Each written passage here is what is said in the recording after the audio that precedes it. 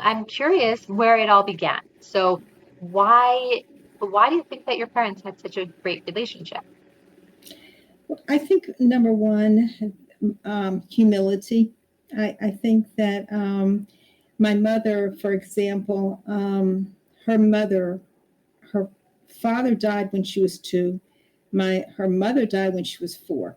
So she was really an orphan.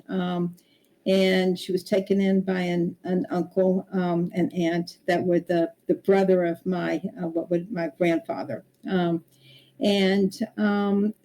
that she was, and she and her sister were brought in as, equals. So already there was some, that, so their three children became now 5, but it was really like 5. And so that meant my uncle felt an obligation to find the right match for my mother at the right time. And my father, all of a sudden, was one of 10 children, and each one of them were raised so selflessly. They'd each one give the shirt off their back. They were not Shomer Shabbat, but they were, to me, they were all tzaddikim because of the love. So that already there was a foundation in the home of each one of them of love, of, where there was no competition. There was only a unified basis. So that to me was like the starting point. It was like, that's where they came from. And then when my parents got married,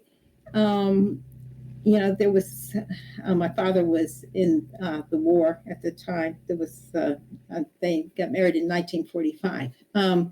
And so that he was in Alaska. Thank God he wasn't in the World War II in the battlefield. But by the same token, when they got married, then already they were, as newlyweds, they each one gave to each other mutual respect, mutual trust, commitment to each other, love for each other. Giving was such a part of their nature. And so that it was like, but most of all, I would say the humility that there was, if you have the mutual respect, mutual trust, it was in one for each other. And I'll just give one quick vignette, but it's very telling.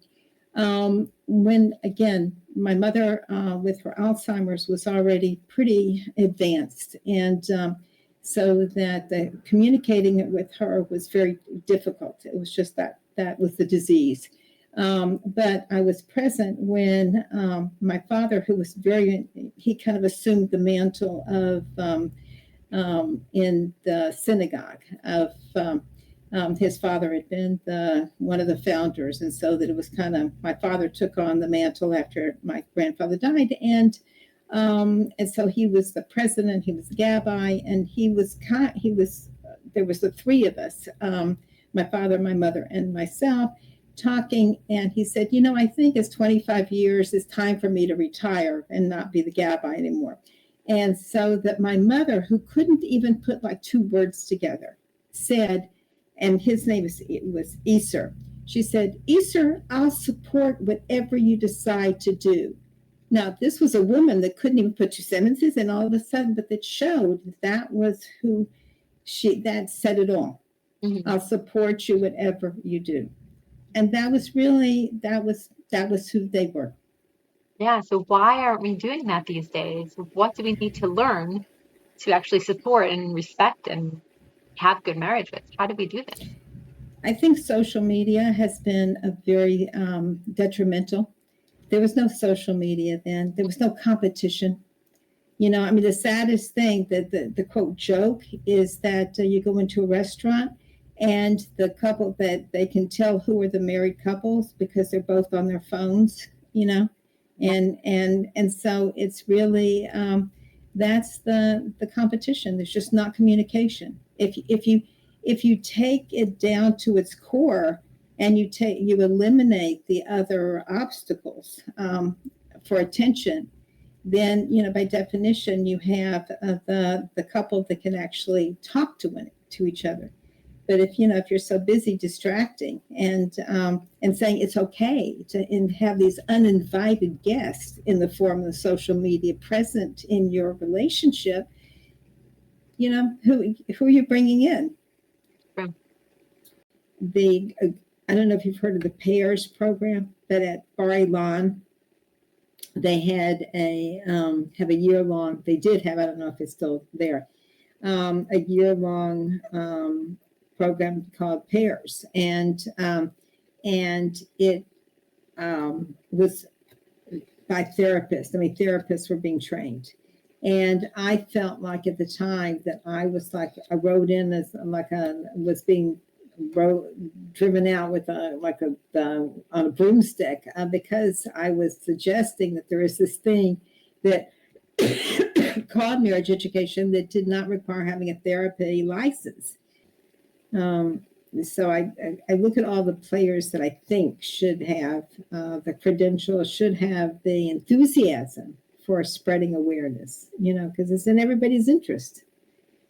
And for whatever reason, if it's not a priority or if it's not seen as a, again, things don't ever, that it's kind of the way of the world. Things don't ever become something until there's a crisis. And so therefore, why should something have to be I mean, again, I'm very bad about preventative stuff. So for me to preach preventative stuff is kind of ironic, when I also have to feel like a medical crisis until, and so there's a certain hypocrisy of my part, but I do feel very strongly that in the case of these relationships, I worry so much about the churning out of these these ill-prepared couples. Mm-hmm. And it's frightening to me because I see it as a cottage industry. Let's see how many, chuppahs we can throw together and how many people who again, and the organizations in all due deference that are pushing these anybody can be a matchmaker is really also setting up a precedent, Right. I mean, the idea of it is that your friend well enough, hopefully, but obviously that's not necessarily true. And sometimes you don't actually know the people and they just need an ambassador or whatever. So they just have that person. Like, I didn't know. I'm on Shagurim because my friend needed somebody. So I had to get these other people also that I had met that night. I don't know them. I'm like, what do you guys think? I have no idea. Yeah, it's hard. But it's hard for me that people just automatically think, oh, you're not married. Oh, who can I set you up with? Instead of trying to meet them as real people. That really hurts me. Yeah. And that's what I was really getting at. I mean, I really spent a lot of time. I wasn't sure what we would talk about today. So I sort of just kind of took aim at a number of different topics. And one of them was the whole array of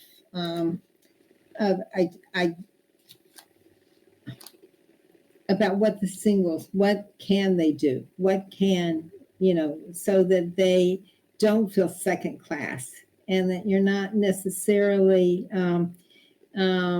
making someone feel like they're not going to be a person until they, find their zug. And that really was, there's not enough emphasis on self-improvement and because if you make everybody so that they feel like that they have to be in that dating world, they have to be this, they have to be pushed into things that they're not really prepared for properly, even in terms of their own self. And that's when, it's all well and good to brand everybody a matchmaker and brand every single as a potential, that to get married. But the reality is that if in fact the person feels walking wounded going into the process, that's already setting up a poor shidduch to begin with. Right. Exactly. And hiding a lot of red lines, because you don't want to, can't, God, I mean, this whole thing of like, well, what you can talk about on the first date and the second date and the third date and like a scripted thing of is also a little bit artificial, shall we say. Mm-hmm. Yeah. And yeah, and that's what I think makes me feel like that there's too much superficiality. And there's 3 rings in marriage. There's the engagement ring, the wedding ring, and the supper ring. And it, it's funny, but it's not. It's why does No. it have to feel that way? So I changed it to enduring. Good, good. Yeah, I've heard that before, the suffering, and I went, yeah, this is not exactly. It's not the easiest thing, but not any relationship is. Oh, actually, I wanted to talk to you about what do you think about roommates and how does marriage compare to roommates? I have strong feelings on that topic, very strong feelings, Good. because the whole idea of a marriage ideally should be your ultimate roommate, should be your spouse. But in the sense of, and I'm not talking about the intimacy side as much as I am about the recognition and mutual respect side. If you're a roommate of someone, like in college, I had I had roommates that were just I think one was smoking pot, came in. I mean, just literally not exactly, my college roommates. And now that I think about it, and this is ultimately the roommate of that you want to have the highest regard for, the highest consideration, the highest respect. And so, therefore, if you're making your home as much as a house of a home, not a house, a home where the roommates are imbued with mutual respect, love, consideration. The home is one based upon harmony. Then your roommate is your best friend. Your roommate is your partner, and and and that's a partner you want to nurture. You want to make sure that you cultivate their feelings, their respect for feelings, for rights, and then you have to be committed. Both have to be committed to those same values. Speaking of values, otherwise it can be a marriage built upon roommates, housemates, live under the same roof.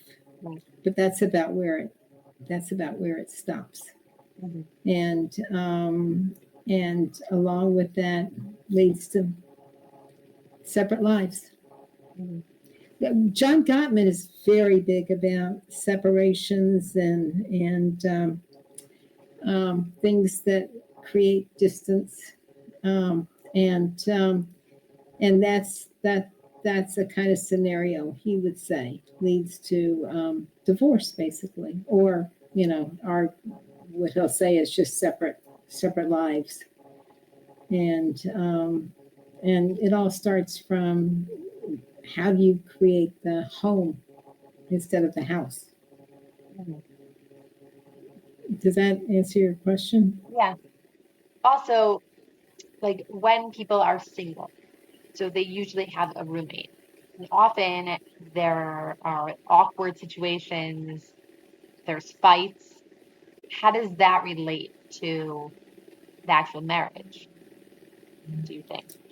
I think that there's not the same commitment in singles where there's roommates. There's no real long lasting commitment. You're not going to be you don't want to be in that situation forever. It's economics driven. if you're sharing expenses, okay, there's always driven by the economics, saving, or companionship. You don't want to be alone. If it turns out to be that there's a companionship issue, those are real, but that doesn't translate into a marriage. It doesn't. You can't take that same attitude and say that that's going to be a worthwhile marriage. I mean, marriage has to be more than just the financial, and companionship and financial savings.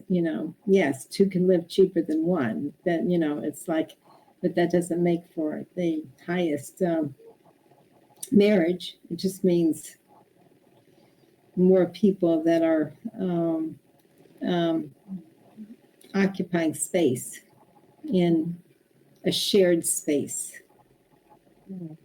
And where does that lead? Not a long lasting. Right, because you're looking to get something out of it. You're looking to take something from them. And generally people do. Mm-hmm. Otherwise, what's their motivation for needing a roommate? Right. But once you're married, you're not doing it just to get a benefit, usually. No, you hope that that you're giving, that the switch is that you're now wanting to give instead of get. Not what's in it for me. What can I do for you? How can I help your life? That's when marriage needs to be the switch of the light bulb, as to, for benefiting. It's no longer just what's in it for me. It's what can I do for somebody else that can make their, again, a mutual commitment to make a home. It's not going to work if somebody is just committed to their own dollars.